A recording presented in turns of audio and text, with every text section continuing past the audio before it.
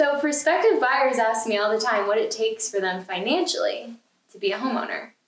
There's not a whole lot you have to do before you meet with a mortgage advisor. We can do a lot of it together, but ideally a couple things are in place. Mm-hmm. So you're making payments on your student loans. If you recently graduated and you haven't been taking the phone calls because your student loans came out of deferment and you're avoiding that, I need you to answer the phone and get on a payment plan. Other than that, I would say it's nice to know if you have anything in collections because you can work on addressing it. Mm-hmm. And then you want to be contributing to your 401k just through your paychecks. Those are a couple things that ideally you've started before you begin the home search. But once you come in and meet with me, I'll help you get on the right path with all that stuff if you haven't already. We're going to look at getting your credit to the best possible place. It's not only about getting your credit high enough to qualify. You want to get it as high as possible to get the best possible interest rate. Mm-hmm. And so we'll look at credit together. We'll discuss what programs you qualify for so that we can figure out the down payment together.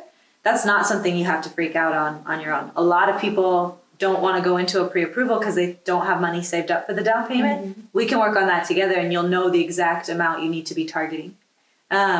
Another thing that I think is really great for people to keep in mind as part of the pre-approval process is that we'll assess all of your monthly debts. So I'm not just going to qualify you for the mortgage. I'm going to look at your credit card debt, your auto loans, your student loans, and see how do I get you in the best possible place financially overall, so that you get the house, but then you feel comfortable in the house making your payments. Mm-hmm. So it all kind of comes together at this point when you buy a home. Mm-hmm.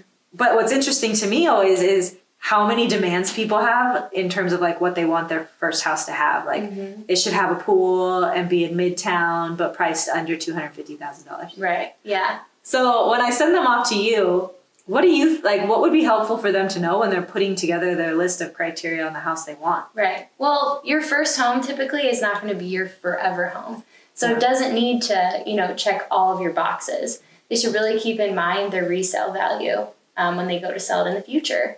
And with that, they should really right now, look at single story floor plans, open airy, concept, right. Living spaces, updated kitchens and baths, potentially, stainless steel appliances, maybe granite countertops or, a nice tile, and maybe a functional exterior gathering space because people like to typically spend some time outside.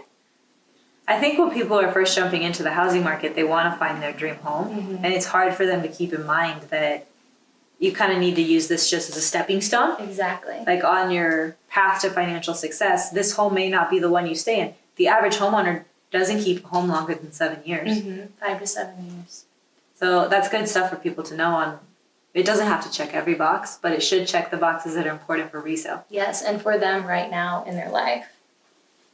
Cool. I think that's good info. Yeah.